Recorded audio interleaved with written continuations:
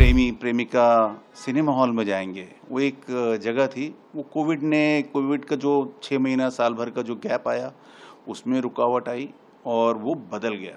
पहले ऑप्शंस कम थे। जब आपके पास चुनने के लिए ऑप्शंस कम हो ना, तो जब आपको वो कहानियां वहां मिल रही हैं तो आप सिनेमा हॉल में जाके 1,500 रुपए देकर क्यों देखोगे? मेरा ऐसा मानना है। पिछले 5 साल 7 साल से तो ये हो गया कि मनोरंजन की जो एक का टाइम टेबल होता था वो चला गया। मनोरंजन आप अब कभी भी करते हो। आप सिनेमा हॉल में ऑडियंस को दोबारा लाना है तो उसके लिए सबसे इम्पॉर्टेंट है टिकटिंग। टिकट प्राइस बहुत, उसके अंदर क्रांतिकारी परिवर्तन होना चाहिए। नमस्कार। दो तीन अलग अलग चीज़ें मुझे लगता है कि इसकी वजह है। पहली चीज़ तो ये है कि कोविड एक बहुत बड़ा कारण रहा कि जहाँ पर सिनेमा जाने का जो एक माहौल होता था, सिनेमा जाने के लिए लोग जो एक तत्पर होते थे, वो उसमें एक रुकावट आ गई। एक बहुत बड़ा गैप आ गया कि जो आदत थी ना, एक खूबसूरत आदत थी कि लोग दोस्त परिवार प्रेमी प्रेमिका सिनेमा हॉल में जाएंगे। वो एक जगह थी। वो कोविड का जो 6 महीना साल भर का जो गैप आया उसमें रुकावट आई और वो बदल गया। दूसरी चीज़ जो मुझे सबसे बड़ी वजह लगती है, जो डिजिटल क्रांति हुई, OTT प्लेटफॉर्म्स का आना, दुनिया भर की कहानियों का, दुनिया भर के सिनेमा का, जो पहले हम लोग फिल्म फेस्टिवल्स में देखते थे या DVD लाइब्रेरीज में आपको देखने को मिलती थी, जो अंतर्राष्ट्रीय फिल्में, अच्छी फिल्में, कमर्शियल फिल्में या उच्च स्तर की कहानियाँ, वो अब आपको घर बैठे देखने को मिल रही हैं। वो एक बहुत बड़ी वजह रही कि लोगों का जो पहले ऑप्शंस कम थे। जब आपके पास चुनने के लिए ऑप्शंस कम हो ना, कि मतलब ये दाल है, ये पनीर है, ये रोटी है, भिंडी है, ये रायता है, यही आपको खाना है। लेकिन अभी सडनली OTT के बाद ऐसा हो गया कि ये आधा किलोमीटर का बफे लगा हुआ है। तो दर्शकों के लिए बहुत अच्छी बात है ये कि उनको दुनिया भर की कहानियाँ देखने को मिल रही हैं। तो उनकी उम्मीदें बढ़ जाती हैं कि भाई आप भी हमें ऐसी कहानियाँ दिखाइए, अलग किस्म की। तीसरी चीज़ मुझे लगती है कि पहले एक ज़माना था 70s में, सिनेमा होता था खाली मनोरंजन। 60s में 70s में लोग उसके लिए तैयारी करते थे कि हफ्ते में, और मनोरंजन होता था हफ्ते में एक बार या महीने में एक बार, पिकनिक जाना या खाना खाने जाएंगे। हम लोग दिल्ली में थे तो रेलवे कॉलोनी में रेलवे स्टेशन के पास जो होटल थे 2-3 छोटे, उसमें नीलम होटल था एक, वहाँ जाके खाना खाएंगे। या नथु बंगाली मार्केट जाएंगे और वहाँ महीने में एक बार जाके मज़े करेंगे। सिनेमा जाएंगे प्लाजा में, ओडियन में, रीगल में, रिवोली में, महीने में एक बार या 2 बार मुश्किल से। तो इस तरह का मनोरंजन होता था। अब जो है मनोरंजन टेलीविज़न के आने के बाद वो नियमित हो गया, दैनिक हो गया। पहले जब हम लोग इंतज़ार करते थे कि फूल खिले हैं गुलशन गुलशन, शुक्रवार को आएगा तबस्सुम जी का, या विनोद दुआ साहब का शो आएगा संडे मॉर्निंग 11 बजे, वो देखना है। महाभारत या रामानंद सागर जी की रामायण आएगी। बुनियाद आएगा रमेश सिप्पी साहब का, हफ्ते में एक बार हम लोग आएगा। तो उसके नियमित तारीख होती थी, नियमित समय होता था कि इस टाइम पर आएगा, 8 बजे आएगा, 8:30 बजे आएगा, 9 बजे आएगा, संडे को आएगा, मंडे को आएगा। तो सब उसके मनोरंजन की समय रूपरेखा होती थी। इंतज़ार करते थे हम लोग, खाना पीना है, मनोरंजन है। लेकिन अब पिछले 10-15 साल में मुझे ऐसा लगता है कि वो चीज़ें बदल गई हैं। मनोरंजन टेलीविज़न, OTT, बहुत सारे चैनल्स, तो आपके पास कोई नियत समय नहीं रह गया। उसके बाद एक और क्रांति हो गई जो सोशल मीडिया क्रांति, इंस्टाग्राम रील्स और यूट्यूब की स्टोरीज, कंटेंट, तो पिछले 5 साल 7 साल से तो ये हो गया कि मनोरंजन की जो एक का टाइम टेबल होता था वो चला गया। मनोरंजन आप अब कभी भी करते हो। मैं सुबह 7:30, 8, 9 जितने बजे भी उठूं, फोन मेरा खुलता है और उसमें इंस्टाग्राम की रील चलती हैं। रात को मैं 11 बजे सोता हूं, सोने से पहले इंस्टाग्राम की रील चलती है, यूट्यूब के वीडियोस चलते हैं, दिन में किसी भी समय। तो ये एक बहुत बड़ी वजह है कि मनोरंजन अब मतलब मनोरंजन के जल प्रपात जो है ना बह रहे हैं, नदियां बह रही हैं चारों तरफ।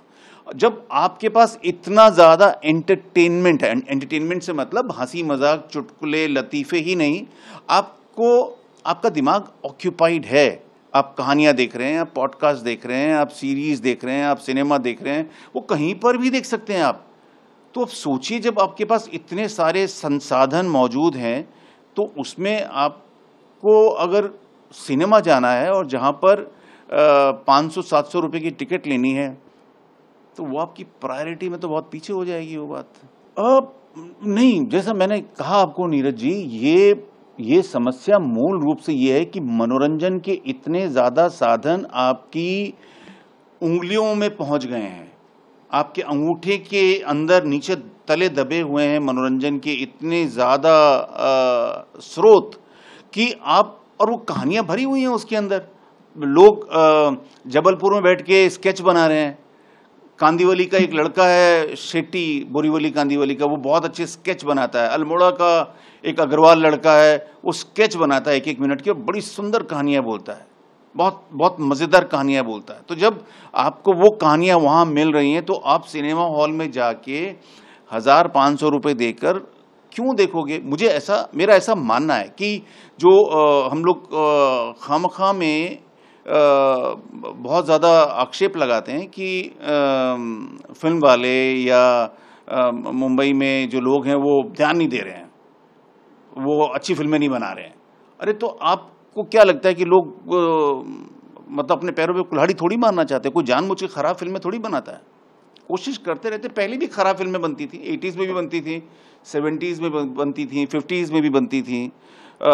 अच्छा और बुरा सिनेमा हमेशा रहा है, अच्छी और बुरी कहानियां हमेशा बोली गई हैं। आज की तारीख में भी अच्छी कहानियां बोली जाती हैं। कल ही मैंने केसरी 2 देखी, वो उसका मतलब आपको बांध कर रखती है वो कहानी, आपको पूरा आखिर तक आप उससे जुड़े रहते हैं।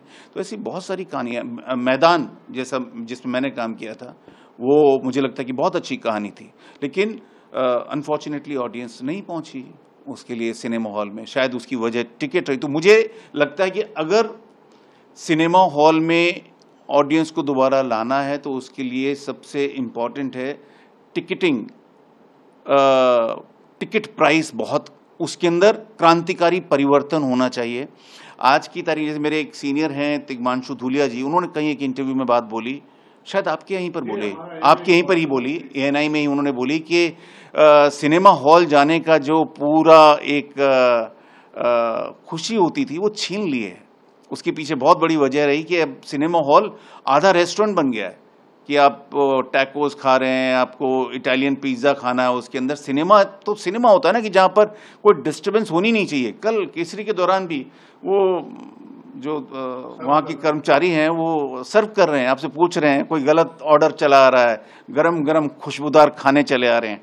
तो वो मुझे लगता है कि वो, मुझे आपत्ति नहीं कि लोग खाएं सिनेमा हॉल में, लेकिन वो जो डिस्टर्बेंस है वो मैं पसंद नहीं करता। मेरे लिए सिनेमा हॉल जाने का मतलब है कि अच्छी फिल्म, अच्छी कहानी, अच्छा AC माहौल और पॉपकॉर्न, है ना, स्वादिष्ट पॉपकॉर्न मुझे मिल जाए। तो ये बहुत इम्पॉर्टेंट है कि क्रांतिकारी तरीके से सिनेमा हॉल मालिक जो हैं इसके अंदर परिवर्तन लाएं, इसको बदलाव लाएं। जो मुझे अच्छी जो बैठने के लिए अच्छी सीट होती हैं सिनेमा हॉल में, मुझे पसंद है। वो रिक्लाइनर चेयर पे बैठ के फिल्म देखना मैं पसंद करता हूँ। उसमें कटौती कर दीजिए, उसको उसकी जो सुख सुविधाएं थोड़ी कम कर दीजिए, खाना पीना कम कर दीजिए, लेकिन टिकटों के प्राइस कम कर दीजिए। टिकट प्राइस कम होंगे तो जो मध्यम वर्ग है और निम्न मध्यम वर्ग है, उसके जो परिवार हैं, लोग हैं, युवक युवतियां हैं, वो सिनेमा हॉल में जाना पसंद करेंगे। क्योंकि नहीं तो अभी आउटिंग के लिए मॉल में चले जाते हैं, लोग बैठ जाते हैं, घंटों निठल्ले ही बैठना है ना। तो पहले तो हम लोग, मैं दिल्ली में था तो प्रगति मैदान में शकुंतलम थिएटर होता था, जिसकी 2.5 रुपये और 3 रुपये की टिकट होती थी। तो गर्मी के मौसम में मैं और मेरे कबीले के लोग, थिएटर के लोग, हम लोग 2 शो 3 शो एक साथ देखते थे। क्योंकि वो गर्मी के, एकदम भयानक गर्मी के अंदर दिल्ली की बैठने के लिए एक अच्छी जगह मिल जाती थी। फिल्म फेस्टिवल की जो फिल्में थी वो देखने जाते थे हम लोग। टिकटों के प्राइस इतने नहीं। तो मुझे लगता है कि क्रांतिकारी परिवर्तन आने की जरूरत है। पॉपकॉर्न टब का प्राइस भी इफेक्ट करता है आपको? बहुत करता है, बहुत करता है। क्या होता है कि आप जैसे केसरी, जो पहले दिन उसकी टिकट 950 रुपये थी, अब 950 रुपये की एक आदमी की टिकट। मेरे परिवार में 5-6 सदस्य हैं तो 5-6 हज़ार की टिकट आ गई। फिर उसके बाद पॉपकॉर्न है 500-700 रुपये का। तो सोचिए कि मतलब आपको एक पतला वाला कंगन बेचना पड़ेगा सिनेमा जाने के लिए। तो ऐसी नौबत नहीं आनी चाहिए। और जो सरकारें हैं उनसे भी मेरा अनुरोध है कि अगर आपको लगता है कि केसरी जैसी फिल्में हैं, हाँ, मुझे पहली तो ताजुब ये कि इसका जो एडल्ट उसको दिया हुआ है सर्टिफिकेट, वो शायद नहीं देना चाहिए था, क्योंकि इतनी बड़ी इम्पोर्टेंट फिल्म है। और मनोरंजन कर में कमी लानी चाहिए। मतलब ऐसा भी लगता है कि जो मनोरंजन जो है उस पे जो इतने टैक्सेस लग जाते हैं, ऐसा लगता है कि आप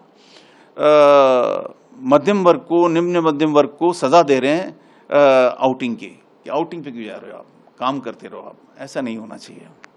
मुझे लगता है कि मेहनत हो रही है, बाकायदा हो रही है। जैसे केसरी है तो करण जौहर जो हैं, जिनको